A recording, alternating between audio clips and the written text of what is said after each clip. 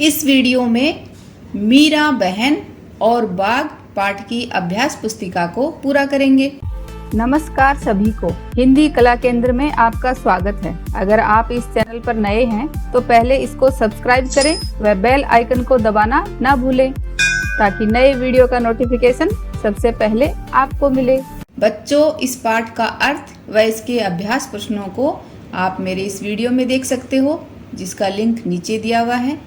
इस कहानी को हमने अच्छी तरह पढ़ा व समझा था, जिसमें बताया गया था कि मीरा बहन का जन्म कहाँ हुआ था? इंग्लैंड में, जो गांधी जी के विचारों से इतना प्रभावित हुई थी कि उन्होंने अपना घर और अपने माता पिता को छोड़कर वो भारत आ गई थी और गांधी जी के साथ ही काम करने लगी थी। आज़ादी के 5 साल बाद, यानी हमारा देश कब आज़ाद हुआ था? 1947 में। तो उसके 5 साल बाद उन्होंने उत्तर प्रदेश के एक पहाड़ी गांव गेवली में गोपाल आश्रम की स्थापना की। उस आश्रम में मीरा बहन का बहुत सारा समय पालतू पशुओं की देखभाल में बीतता था। लेकिन एक समस्या थी कि पहाड़ी गांव में अक्सर बाघ के आने का डर बना रहता है, क्योंकि जंगल कटने के कारण शिकार की तलाश में बाघ कभी कभी गांव तक पहुंच जाता है। और एक बार ऐसा हुआ भी।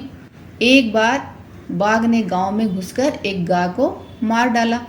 सुबह जब लोगों ने देखा तो सबके मन में अपने पालतू पशुओं और खुद को लेकर डर बैठ गया। तो सब लोगों ने मिलकर अपनी बात मीरा बहन को बताई। तो फिर सब लोगों ने मिलकर ये तय किया कि बाघ को कैद कर लिया जाए। और कैसे किया जाए? कैद करने के लिए एक पिंजड़े का निर्माण किया गया और उसके अंदर एक बकरी को बांधा गया। और योजना ये थी कि बकरी की आवाज़ सुनकर बाघ उस पिंजरे की तरफ आएगा। लेकिन उस पिंजरे में इस तरह की सेटिंग थी कि जैसे ही बाघ उस पिंजरे के अंदर घुसेगा, वो पिंजरा बंद हो जाएगा, यानी बाघ उसके अंदर चला जाएगा और बकरी दूसरे रास्ते से उसी टाइम बाहर निकल जाएगी। तो उस पिंजरे को इस तरह बकरी को अंदर बिठाकर रख दिया। पूरी रात बीत गई। सुबह होते ही लोग देखने के लिए आए कि पिंजरे में बाघ है कि नहीं। लेकिन जब उन्होंने देखा कि पिंजरे में तो बाघ है ही नहीं, तो सब लोग मीरा बहन के पास गए। तब मीरा बहन ने उनको बताया कि देखो भाई, मुझे नींद नहीं आ रही थी। मैं सोचती रही कि आखिर बाघ को धोखा देकर हम क्यों फंसाएं। इसलिए मैं गई और पिंजरे का दरवाज़ा बंद कर आई। तो इस बात से हमें पता चलता है ना कि मीरा बहन का स्वभाव कैसा था। एक तो वह जानवरों से बहुत प्यार करती थी और धोखे से किसी को फंसाना नहीं चाहती थी या नहीं फंसा सकती थी। अब इस पाठ की अभ्यास पुस्तिका को हम पूरा करेंगे। शब्दों के अर्थ पढ़ो और याद करो। तो पाठ में कुछ कठिन शब्द आए हैं, उनके अर्थ आपको याद करने हैं और अपनी अभ्यास पुस्तिका में लिखने हैं। जैसे तलाश का अर्थ है खोज या ढूंढना, मालूम पता होना। चकित का अर्थ है हैरान। योजना का अर्थ है कोई काम करने का विचार। अक्सर का अर्थ है हमेशा या सदा। चिंता, फिक्र। स्थापना, स्थित करना। सही उत्तर पर सही का निशान लगाओ। मीरा बहन का जन्म कहाँ हुआ था? तो मीरा बहन का जन्म कहाँ हुआ था? इंग्लैंड में या जर्मनी में? तो इंग्लैंड में। गेवली गांव में मीरा बहन ने किसकी स्थापना की? तो गेवली गांव में मीरा बहन ने आश्रम की स्थापना की। उनके आश्रम का क्या नाम था? कृष्णा आश्रम या गोपाल आश्रम? तो उनके आश्रम का नाम था गोपाल आश्रम। पहाड़ी गांवों में अक्सर किसका डर बना रहता है? डाकू का या बाघ का? तो क्या आएगा यहाँ पर? बाघ का। बाघ ने गांव में घुसकर किसको मार डाला? तो बाघ ने गांव में घुसकर गाय को मार डाला। गांव के लोगों ने अपनी चिंता किसे बताई? सरपंच को या मीरा बहन को? तो यहाँ आएगा मीरा बहन को। गांव के लोगों ने क्या तय किया? बाघ को कैद करना या गांव को छोड़ देना? तो गांव के लोगों ने तय किया कि बाघ को कैद करना है। मीरा बहन ने पिंजरे का दरवाज़ा क्यों बंद कर दिया? वह बाघ से डर गई थी या वह बाघ को धोखे से फंसाना नहीं चाहती थी, तो ये आएगा। विलोम शब्द लिखो, यानी इनके उल्टे अर्थ बताने हैं। जैसे जन्म का उल्टा या विलोम क्या होगा? मृत्यु। गांव का शहर, अंत का शुरुआत, सुबह का शाम, अपना पराया, बंद का खुला। पर्यायवाची यानी समान अर्थ वाले शब्दों को रेखा द्वारा मिलाओ। जैसे सुबह का क्या आएगा?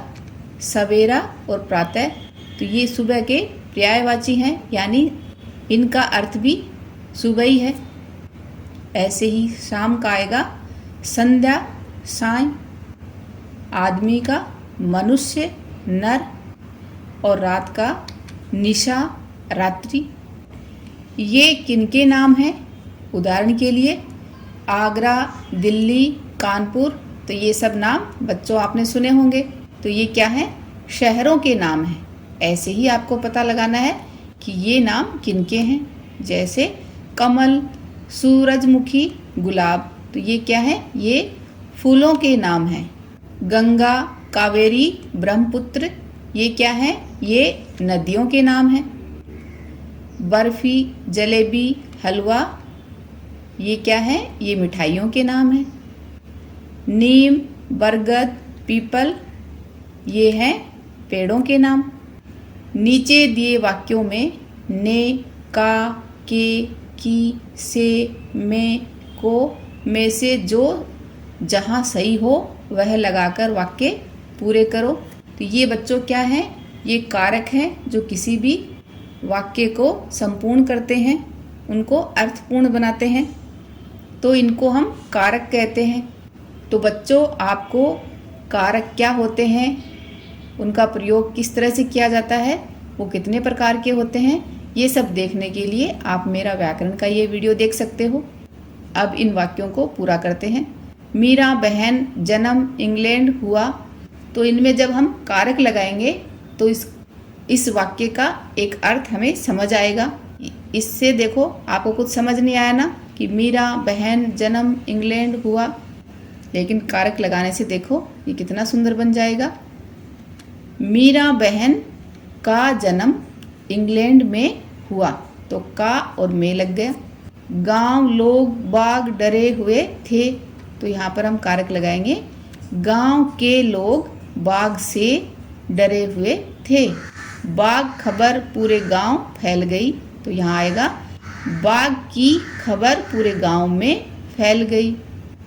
लोगों मीरा अपनी चिंता बताई, तो यह आएगा लोगों ने मीरा को अपनी चिंता बताई। बाघ के चित्र में रंग भरो और उसके विषय में 5 पंक्तियाँ लिखो। तो ये बच्चों आप अपनी अभ्यास पुस्तिका में बाघ में सुंदर सा रंग भरो। तो ये देखो इस तरह का सुंदर सा बन जाएगा। फिर इसके बारे में 5 पंक्तियाँ लिखनी है। तो उदाहरण के लिए मैं आपको बता देती हूँ। जैसे आपको लिखना है बाघ बहुत तेज दौड़ सकता है, इसकी रफ्तार 65 किलोमीटर प्रति घंटे तक होती है। पूरा विश्व हर साल 29 जुलाई को बाघ दिवस के रूप में मनाता है। बाघ की आयु औसतन 11 से 15 वर्ष तक होती है। बाघ का वजन लगभग 300 किलोग्राम और लंबाई 13 फुट तक हो सकती है। कहानी की कहानी। चित्रों को देखकर नीचे दिए शब्दों की सहायता से कहानी लिखने का प्रयास करो। तो इस कहानी को हम लिखेंगे, लेकिन उससे पहले आप इन चित्रों को ध्यान से देखो। आप देख रहे हो ना कि इन चित्रों में कौन कौन है? हंस है, मोर, उल्लू, कौवा, चिड़िया। ऐसा लग रहा है जैसे ये सब कोई मिलकर सभा कर रहे हैं, और जिसमें ये देखो हंस के ऊपर ये ताज लगा हुआ है, तो हंस यहाँ का राजा है।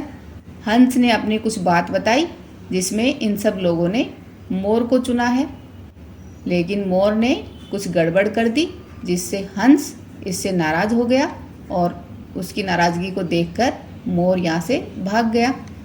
अब हम इस कहानी को देखते हैं कैसे बनती है। इसके लिए हमें इन शब्दों को काम में लेना है। हमारी कहानी का शीर्षक होगा मोर का विवाह।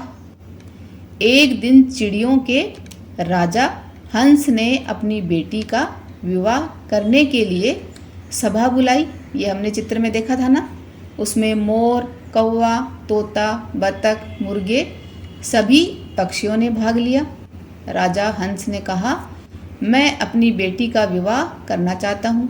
इसके लिए मैं आप सबकी राय लेना चाहता हूँ।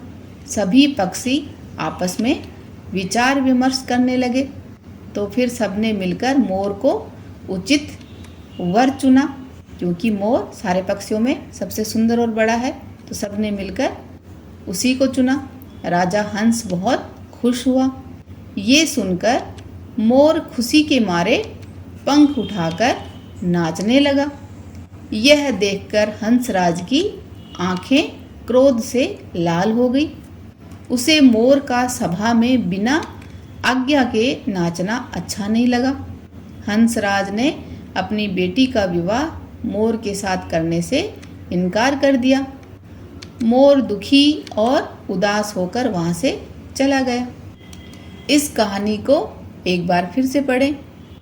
बच्चों, इस पाठ को अच्छी तरह से समझने के लिए इसके अर्थ व इसके अभ्यास प्रश्नों वाले मेरे वीडियो को ज़रूर देखें। अभी बच्चों, आप ये बताओ कि बाघ शाकाहारी होता है या मांसाहारी? ये बात आप मुझे कमेंट बॉक्स में लिखकर बताना। साथ ही ये भी बताना है कि बाघ दिवस कब मनाया जाता है। इसका उत्तर भी आपको मुझे कमेंट बॉक्स में लिखकर बताना है। सुझाव व सुधारों के लिए कमेंट बॉक्स में लिखें। अगर हमारे वीडियो बन ही रहे हैं आपके फेवरेट, तो फिर क्यों ना करें इनको लाइक, सब्सक्राइब और रिकमेंड। हमें और बेहतर बनाने के लिए आप कर सकते हैं कमेंट। धन्यवाद।